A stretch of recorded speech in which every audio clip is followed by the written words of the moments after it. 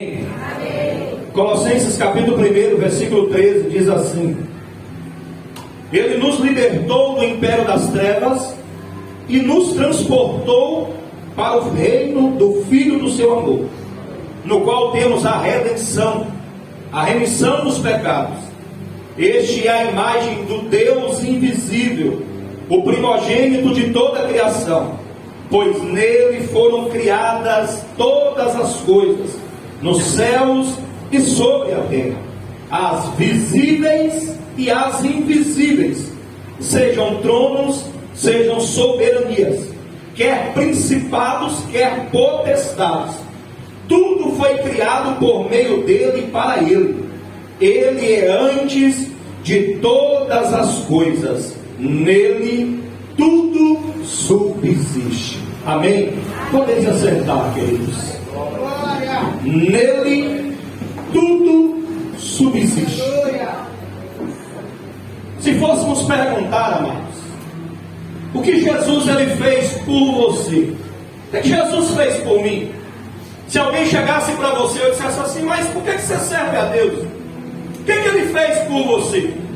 Alguém poderia responder e dizer assim: não, Jesus ele me curou, eu tinha uma enfermidade e ele me curou. Outros poderiam responder: não, o Senhor me libertou, eu vivia uma situação e ele me libertou. Outros podem responder: não, Deus abriu uma porta para mim, Deus me concedeu a minha casa própria, não, Deus me fez isso, fez aquilo. Mas nós precisamos entender a verdadeira intenção do que Cristo fez por nós. Porque Cristo ele não veio simplesmente para me dar a casa do ano, não. Cristo não veio simplesmente para trocar o carro que eu tenho, também não. Eu costumo dizer que essas coisas são as demais coisas, elas vão sendo acrescentadas. Nós precisamos entender por que ele veio, por que o Filho de Deus se manifestou. E Paulo ali declara dizendo o seguinte: Jesus, ele nos libertou. Então a primeira coisa que eu quero dizer para você nesta noite: o que é que Cristo fez por nós? Ele me libertou. A palavra libertar significa salvar, libertar de algum tipo de servidão ou de escravidão. Ou seja, Cristo veio para me libertar de uma escravidão. Eu costumo dizer que todos nós estávamos escravos de algo ou de alguma situação. E Paulo vai dizer que ele me libertou. O verbo libertar também significa livrar do perigo. Paulo disse assim: olha, o Senhor me livrou do perigo. E nós entendemos porque Davi disse assim: olha, o laço do passarinheiro se quebrou e nós escapamos. Esse escapar foi o que Cristo fez por nós. Ele veio para me libertar. E nós precisamos entender isso, irmãos. Cristo ele veio para me libertar. Não existem mais algemas em minhas mãos. Aquilo que eu fazia lá atrás, eu já não faço mais. Eu já não tenho legalidade com aquilo que eu fazia, porque Cristo veio e quebrou as amarras do inimigo. Então eu preciso entender. Quando alguém perguntar para você o que é que Cristo fez por você, você vai dizer: ele me libertou. Me libertou de quê? Paulo vai dizer: do império das trevas. Do império, a palavra império significa autoridade, poder, domínio. Paulo está dizendo: ele me libertou do poder e do domínio de Satanás. Todos nós estávamos debaixo de um poder, de uma autoridade do inferno, mas a Bíblia diz que Cristo veio e quebrou as amarras do diabo, e hoje estamos aqui, somos livres. Eu vim aqui dizer para você nesta noite: você é livre, meu irmão. Eu vim aqui dizer para você nesta noite, minha irmã, você é livre. Paulo disse: ele me libertou da autoridade, do domínio. A expressão libertou confirma a obra da cruz. Cristo veio, morreu numa cruz, se fez maldição por causa de nós, não abriu a boca, a Bíblia diz, e quando abriu foi para dizer: está consumado. Paulo disse assim: o Senhor me libertou. De onde? De um império. Se fosse pelas nossas próprias forças, estávamos até hoje debaixo de um império e de um domínio do inferno. Mas houve a necessidade de Deus enviar o seu único filho para morrer numa cruz, para libertar. Então Cristo veio para me libertar. Cristo veio, eu sirvo a Ele, porque Ele me libertou. Eu não sirvo a Ele por aquilo que Ele está me dando, não. Se Ele não me dá, não tem problema. Ele já fez o suficiente e foi me libertar, foi mudar a minha história, foi mudar a minha casa, foi mudar a minha família. E nenhum dinheiro faz isso. Nenhuma negociação humana consegue fazer o que Cristo fez na cruz.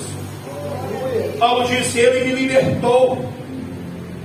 E não sendo, irmãos, não sendo bastante, Paulo disse: Ele nos transportou.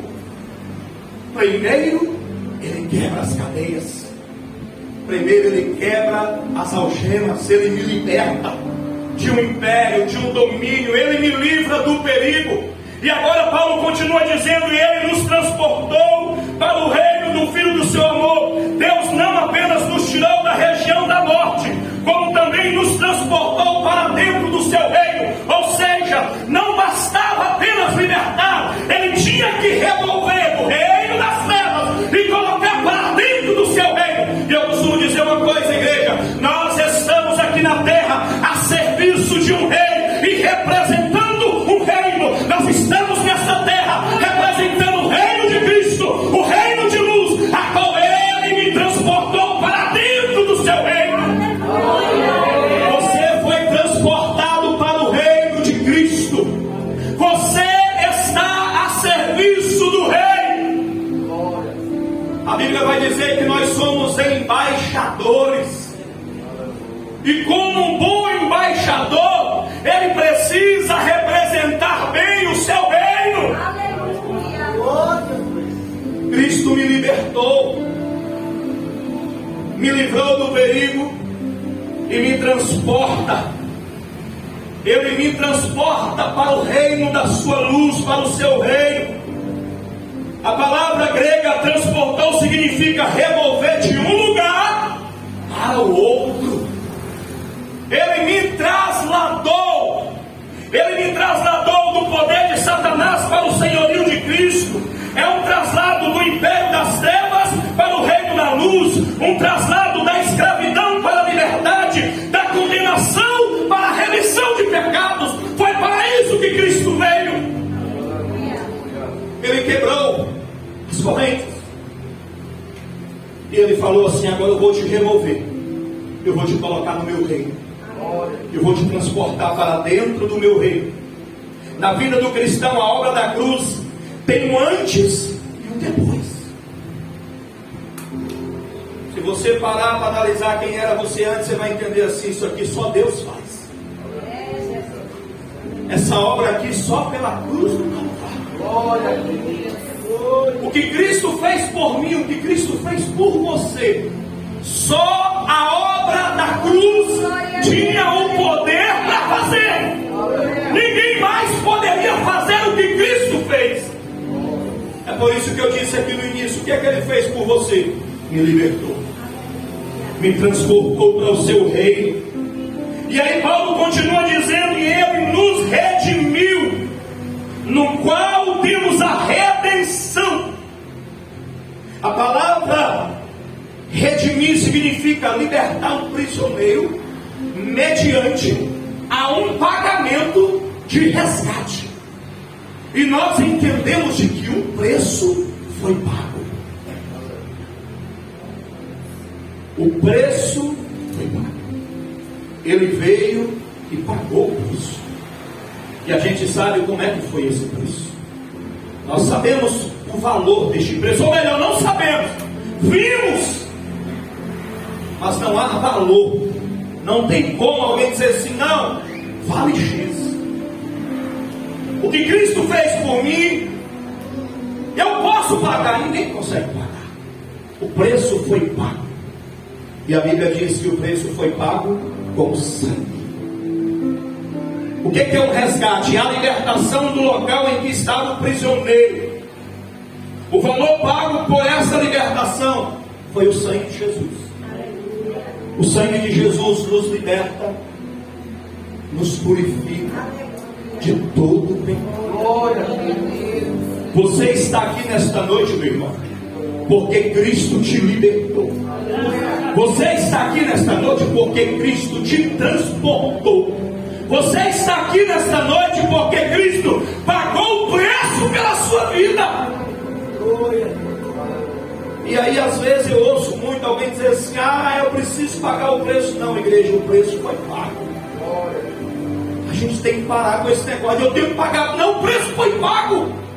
Porque a partir do momento que eu digo eu tenho que pagar um preço, eu estou anulando o que aconteceu no Calvário. E a Bíblia diz que enquanto ele estava se agonizando, 3 acontecimentos aconteceram quando ele estava lá. O sol se escureceu, a terra tremeu, e o véu do templo foi rasgado de alto a baixo. O sol se escureceu, ele dizendo assim: olha, a luz do mundo se apaga agora. A terra se estremeceu, dizendo: olha, ele é o Filho de Deus. E o véu do templo se rasgou, ele dizendo: agora vocês podem entrar na sala do trono. Não existe mais nenhum obstáculo. Jesus, ele veio para nos dar acesso. Glória a Deus. Paulo disse: ele me libertou do domínio de Satanás, me transportou, pagou o preço pela minha vida. E por último ele disse: ele nos perdoou, no qual temos a redenção e a remissão dos pecados. A obra da cruz removeu a barreira entre Deus Santo e o homem pecador. Na cruz, por intermédio de Cristo, Deus perdoou todos os nossos pecados. Ou seja, olha o que aconteceu. Jesus, ele veio ao mundo, ele se fez maldição, ele me libertou, ele quebrou as algemas, ele me tirou do império das trevas e me colocou no seu reino, pagou o preço pela minha vida, e agora disse assim: está consumado, os seus pecados são perdoados, já não há mais nenhuma condenação para aqueles que estão em Cristo Jesus. Já não há. Ele nos perdoou. Colossenses capítulo 2, o verso 14 diz assim: tendo cancelado o escrito de dívida que era contra nós e que constava de ordenança, o qual nos era prejudicial, removeu inteiramente. Ou seja, você não deve mais nada para o diabo. Você não deve mais nada para o diabo. O escrito de dívida foi rasgado. E quando ele rasga, ele está dizendo: eu paguei. Eu paguei aquilo que você não poderia pagar. E se fôssemos pagar, teríamos que pagar com a própria vida, e ainda assim não era o suficiente. Porque viveríamos uma eternidade sem Deus. E você sabe o que é uma eternidade sem Deus? Você pode imaginar. Porque isso vai acontecer para aqueles que ainda não foram libertos. Se não houver este processo, passará uma eternidade sem Deus. Mas Jesus, ele veio para todo mundo, irmãos. A Bíblia vai dizer: Deus amou o mundo de tal. Se eu disser para você assim: você conhece fulano de tal, você não vai saber quem é. Esse tal, essa palavra tal, não tem como você saber. E aí a Bíblia diz: Deus amou o mundo de tal. Você não vai entender. Você nunca vai saber. E Deus, na sua onisciência, ele disse assim: você não precisa saber. O amor de Deus, igreja, é algo que ninguém explica. Talvez você já ouviu essa frase dizendo assim: você entregaria o seu filho para morrer para alguém? Eu não entregaria o meu. Para morrer para alguém que não vale nada. E muitas das vezes a gente olha e fala assim: ah, o filho da irmã fulana não vale nada. Ah, ele tem que morrer. Ah, isso aí não tem mais jeito.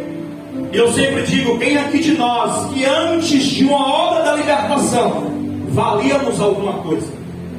Nenhum de nós valíamos nada. Se hoje temos valor, temos porque Cristo nos libertou. Enquanto Ele não tivesse libertado, não teríamos valor. Então, meu irmão, aquele que está lá fora, ele tem o mesmo valor que você. Jesus amou todo mundo. Então Paulo, ele disse assim: olha, Ele perdoou os meus pecados. Colossenses capítulo 2, verso 13 diz assim: e a vós outros que estavos mortos pelas vossas transgressões, pela incircuncisão da vossa carne, vos deu vida juntamente com Ele, perdoando todos os nossos delitos, tendo cancelado o escrito de dívida que era contra nós e que constava de ordenança, o qual nos era prejudicial, removeu inteiramente, encravando aonde? Na cruz. A cruz do Calvário. A gente não pode esquecer, Deus. Você não pode esquecer do que aconteceu na cruz. Nós não amamos a cruz, nós amamos a mensagem da cruz, a mensagem que ela nos dá. Eu costumo dizer que todas as manhãs, quando a gente acorda, a gente precisa trazer à memória o sacrifício da cruz. Eu preciso trazer a memória de que alguém morreu por mim. Eu preciso trazer a memória de que aquele lugar era meu, que eu não valia nada, que eu tinha que estar lá. Mas Cristo veio. E Paulo diz: Ele encravando na cruz, despojando os principados e as potestades publicamente, os expôs ao desprezo, triunfando deles na cruz. Onde está o norte? A tua vitória. Cristo venceu a morte. A morte não pode deter. E isso aconteceu para que hoje eu e você estivéssemos aqui. E o que nos alegra é saber que Ele virá.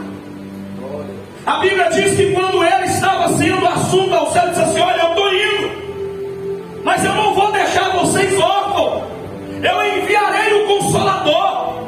Mas e para que Ele está subindo? Ele está dizendo: olha, eu estou indo, porque eu vou preparar lugar, para que onde eu estiver, estejais vós também. Eu quero dizer para você nesta noite: a obra da cruz, ela nos garante de que existe um lugar sendo preparado para nós. Ei, meu irmão, minha irmã, Deus está preparando um lugar para você. Se prepare, Ele virá, Ele voltará.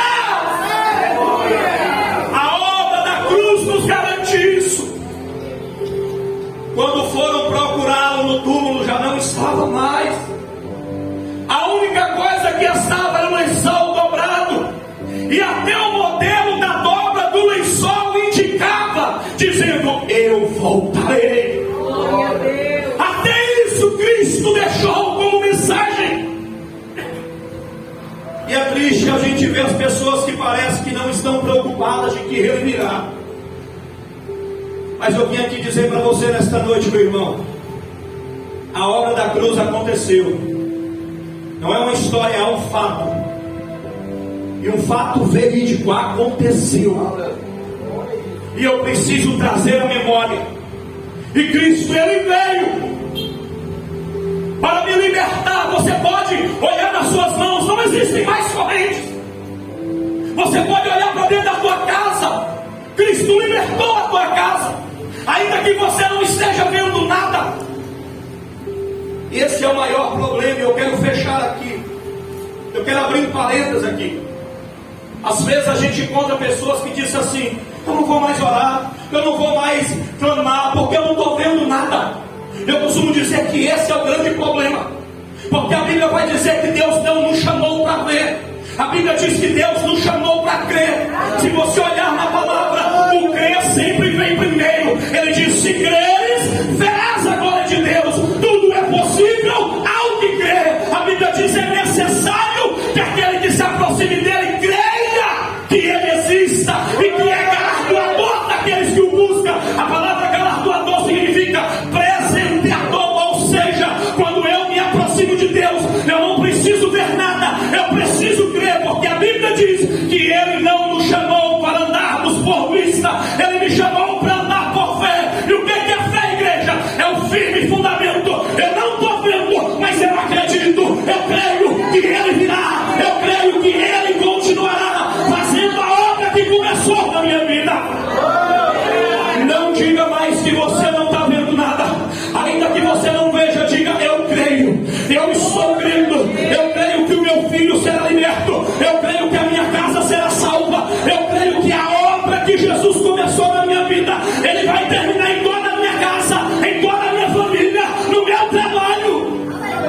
Eu preciso crer. A obra da cruz, queridos, eu preciso crer, não tenho que ver.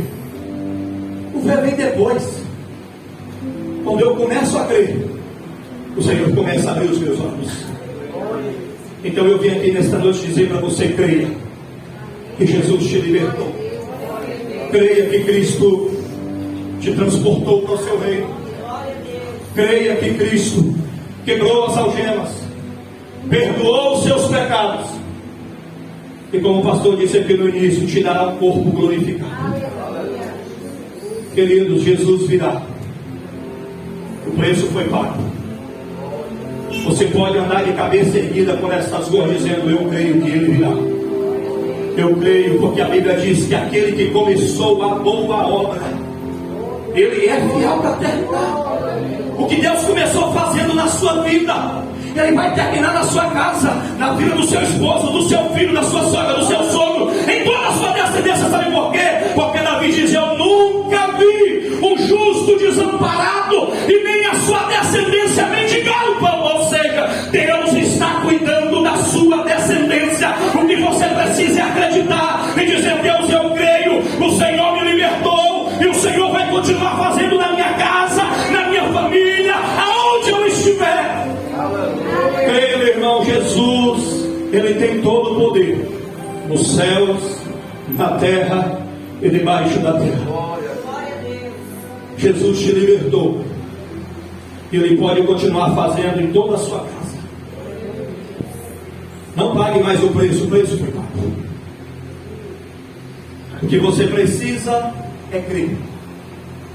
Você precisa dizer para você mesmo: eu creio, eu acredito, Deus. Senhor, eu não estou vendo nada. Senhor, eu vou chegar na minha casa, eu posso encontrar lá a situação, mas eu creio que o Senhor está trabalhando.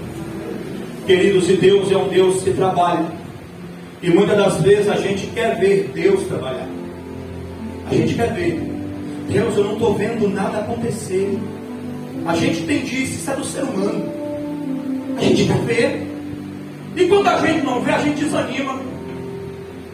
A gente quer parar. A gente quer jogar a toalha. A gente quer abandonar tudo, inclusive a fé. E aí Jesus, ele nos ensina a parábola daquela viúva, que a oração dela era: Deus, julgue a minha causa. Ela dizia para o juiz: olha, julgue a minha causa. Você não vai ver essa mulher dizendo assim: Senhor, mata o meu adversário. Não, ela estava pedindo para que o juiz apenas julgasse a sua causa, independente se fosse favorável ou não. E aí a Bíblia vai dizer: Jesus nos ensina o dever. Essa palavrinha, queridos, é tão forte. O dever. Dever de quê? Orar. E orar como? Sempre. E como? Nunca desfalecer. Eu vim aqui nesta noite dizer para você: é o seu dever orar.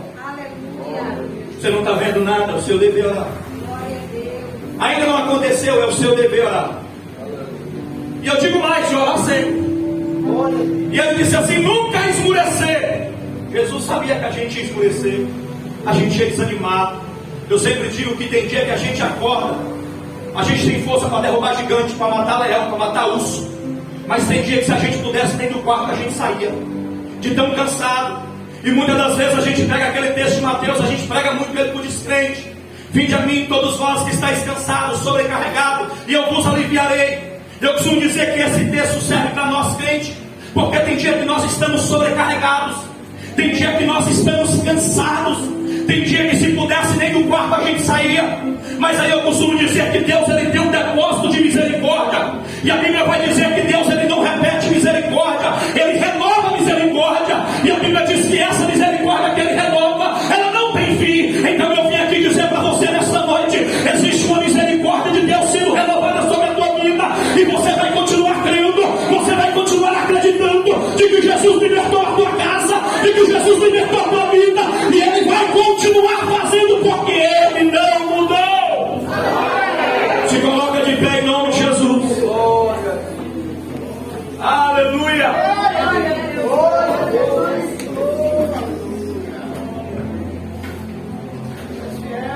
Ele vai continuar fazendo na sua vida,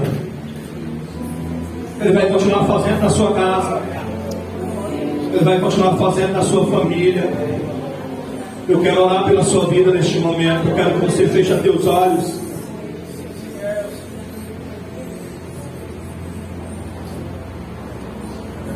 Fecha teus olhos aí. Fecha os teus olhos. Eu quero orar por você. Eu quero declarar essa palavra sobre a tua vida e dizer de que não há nada que Deus não possa fazer por você, pela sua casa, pela sua família.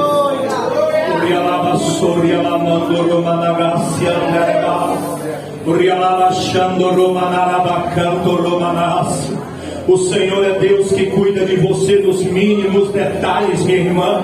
O Senhor é Deus que está cuidando de você, meu irmão, ainda que não tenha força. Ei, o Senhor está aqui para dar força àquele que está cansado, cansada.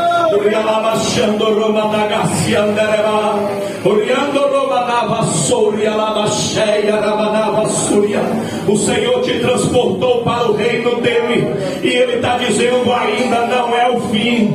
Talvez você está olhando dizendo: pastor, há tanto tempo que eu estou orando e eu não estou vendo nada. Eu já tive vontade de fazer tanta coisa, já tive vontade de tomar tantas decisões.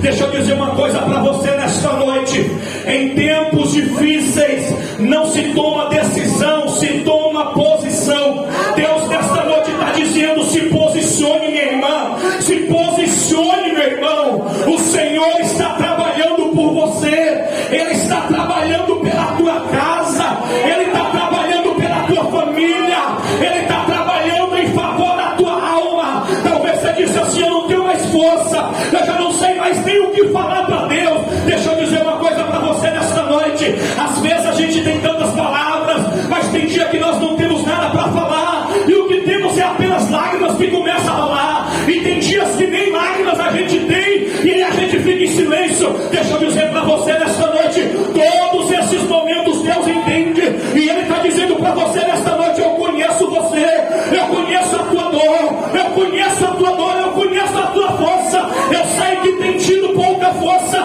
mas você não tem negado meu nome, e Deus está dizendo: persevere, é o seu dever. É seu dever, é seu dever.